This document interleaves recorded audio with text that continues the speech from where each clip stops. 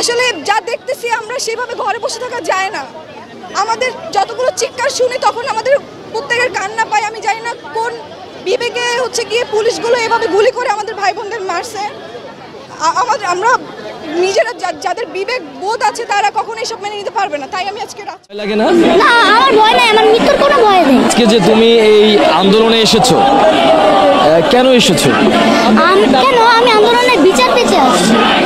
কার বিচার পেতে? যারা অকারণে শহীদ হয়েছে, অকারণে শহীদ হয়েছে তারা। এখন তুমি কি চাও? এখন আমি চাই প্রতিবাদ। আর আরেকটা চাই যে হাসিনা যেন এই প্রধানমন্ত্রীর চেয়ার থেকে সরে যায় এবং মিজানুর রহমান আজাদ যেন বসে যায়। আসসালামু আলাইকুম guys, what is up everyone, welcome back to another it video. আজকের এই ভিডিওতে আমরা দেখব কোটা আন্দোলনকে ঘিরে বাংলাদেশে যে পরিস্থিতি সৃষ্টি হয়েছে, যা দেশের ইতিহাসের নিজ চোখে আর কখনো দেখা যায়নি। যেদিকেই তাকায় সেদিকেই রক্ত লাল। এই পরিস্থিতিতে আমাদের ছাত্রছাত্রী ভাই বোনেরা যেভাবে গর্জন দিয়ে যাচ্ছে, সেইগুলো শুনলে একটা আলাদা মনের সাহস তৈরি হয়। আমার বাবা আমাকে বারবার বলে যেতে যাওয়ার দরকার নাই, তো যাওয়ার দরকার নেই। এই সরকারি সব চাকরি যারা করে এদের গোষ্ঠী খেলাই হারামজাদা সবগুলো আমার বাপ।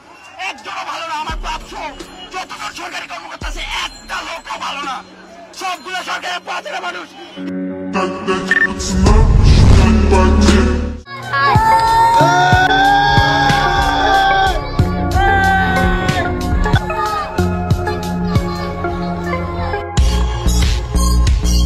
তাই এই ভিডিওতে আপনাদের সেই সব সাহসী গর্জন শোনাবো যেইগুলো শুনলে আপনিও জ্বলে উঠবেন। তো লাইক দিয়ে দেখতে থাকুন শেষ পর্যন্ত, আর ভিডিওটি ভালো লাগলে সাবস্ক্রাইব করতে ভুলবেন না।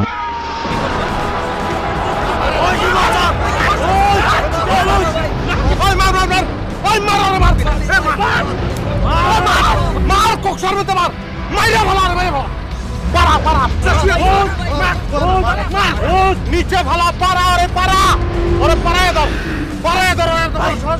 কি করছে জানি না। ওই মার মার মেরে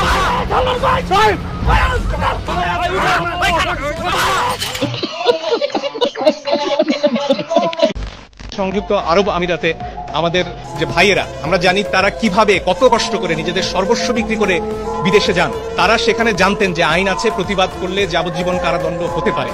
তারপরও তারা মাঠে নেমেছেন, তারা কারাবরণ করেছেন। প্রতিবাদ করতে গিয়ে, প্রতিবাদ তো অন্যায্য কোনো কাজ নয়। সারা পৃথিবীতে আমাদের যে জাতিসংঘের কনভেনশনগুলো রয়েছে, সত্যি এ সময়ে এসে আমার প্রবাসী ভাইরা যেভাবে দেশের জন্য আন্দোলন করে যাচ্ছেন, তাদের এই ঋণ কখনোই শোধ করা যাবে না।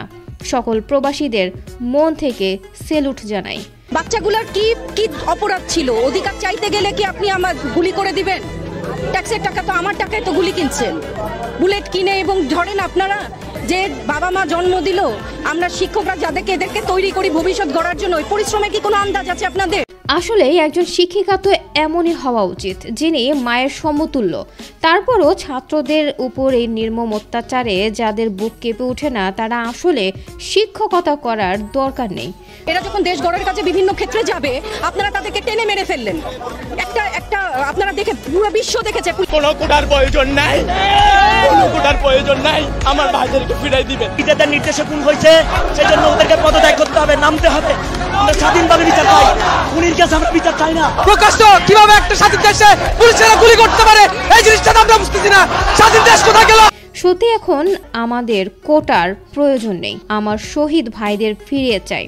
এখন কোটা পেয়ে আমরা সব ভুলে গেলে এটা তাদের রক্তের সাথে বেইমানি করা হবে।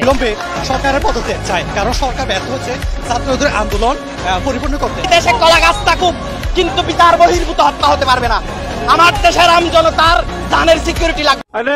আমার কানে এখনো বাজে যে কারো পানি লাগবে, কত পানি আসছে এখন, কারো পানি লাগবে।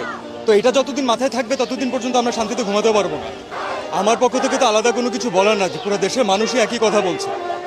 এবং দেশের মানুষ যখন সবাই একসাথে কোনো ন্যায্য দাবি রাখে, তখন সেটা একটু হলেও মাথায় আনা দরকার যে সেটা ফেলে দেওয়ার মতো না।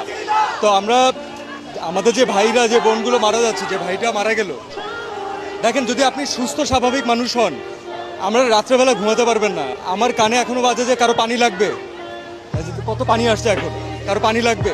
তো এটা যতদিন মাথায় থাকবে ততদিন পর্যন্ত আমরা শান্তিতে ঘুমাতে পারবো না। এবং এটা দেশের একজন নাগরিক হিসাবে আমরা তো সারা জীবন মানুষের জন্যই কাজ করেছি। আমরা যারা এন্টারটেনমেন্ট ইন্ডাস্ট্রিতে কাজ করি, আমরা কার জন্য কাজ করি?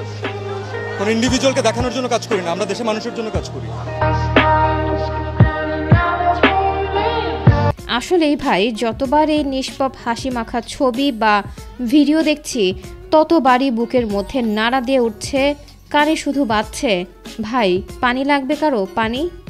এভাবে আর কত প্রাণ ছড়ে গেলে আমরা শান্ত হব? আপনি কি চান এই যে খুন হইতেছে, আমি চাই এই যে রক্ত ঝরতেছে, চান? আপনি চান কিনা? হ্যাঁ, আমিও চাই। আপনি? আমি চাই, শান্তিতে থাকতে চাই। টেনশন অনেক অনেক মানে হাইপার টেনশনের রোগী হয়ে গেছে, দেখতে আর ভালো লাগে না। শান্তি চাই,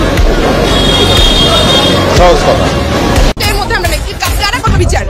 কে বিচার করবে? কাদের কাছে বিচার? 4 দিন আছে নাকি মেয়াদ? মানুষ হত্যা করতেছে, এখন আমাদেরকে জেলে তুলে নিয়ে যাচ্ছে, আমরা স্টুডেন্ট, আমাদের টিচারদেরকে মারধর করা হচ্ছে, আমাদেরকে মারধর করা হচ্ছে, আর আমরা এখন কি? মামলা করেছে পুলিশ, খুন করেছে পুলিশ, তদন্ত করবে পুলিশ, আর এই পুলিশ চোখের মধ্যে ঠুলি পড়ে আছে। সারা পৃথিবীর মানুষ যা দেখে, বাংলাদেশের পুলিশ তা দেখে না।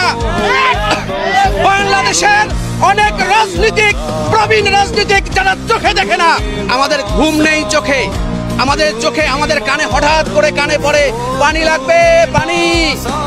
আমাদের মনের মধ্যে ভেসে ওঠে এক শিশুর একদিক থেকে গুলি লেগে আর এক দিক দিয়ে বেরিয়ে গেছে।